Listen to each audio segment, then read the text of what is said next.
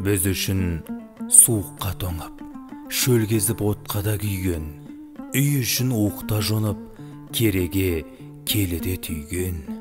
Біз үшін бәйтерек болып, жайқалып саясын иген, күй үшін әкемдей болып, кей кезде керзетік киген.